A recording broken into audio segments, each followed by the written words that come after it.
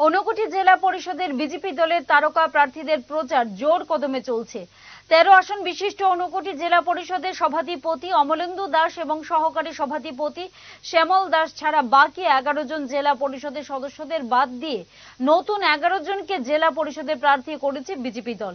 স্বাভাবিকভাবেই সভাপতি এবং সহকারী সভাপতির উপর বাড়তি চাপ রয়েছে। দল জেলা পরিষদে প্রার্থীদের নাম ঘোষণা করার পর থেকে সকাল বিকাল 2 বেলা করে নিয়মিতভাবে প্রতিটি ভোটারের বাড়িতে যাচ্ছেন।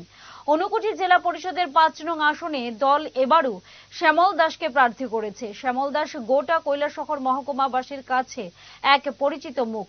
বৃহস্পতিবার সকালে দলীয় কর্মী সমর্থকদের সাথে চণ্ডীপুর গ্রাম পঞ্চায়েতের 2 নং ওয়ার্ডের বাড়ি বাড়ি প্রচারাভিযানে সামিল ছিলেন।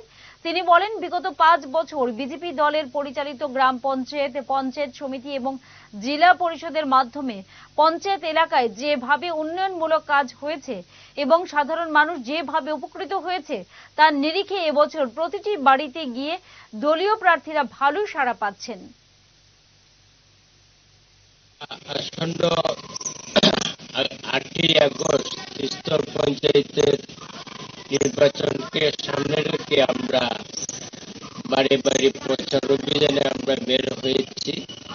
আমাদের এই চণ্ডীপুর পঞ্চায়েতের 2 নং ওয়ার্ডের 3 নং আসনে আমাদের প্রার্থী হয়েছেন, যিনি গতবারও ছিলেন, সুস্মিতা দাস, এবং উনি 4 নং আসনে অঞ্জু দাস মালাকার, এবং 3 নং পঞ্চায়েত সমিতির আসনে আমাদের সত্যজিৎ দাস, এবং আমি নিজে ঊনকোটি জেলা পরিষদের 5 নং আসন তফসিলি জাতি সংরক্ষিত আসনে আমি নিজে আমাদের পার্টি আমাকে মনোনীত করেছে, তাই আজকে আমরা ডোর টু ডোর প্রচার করছি।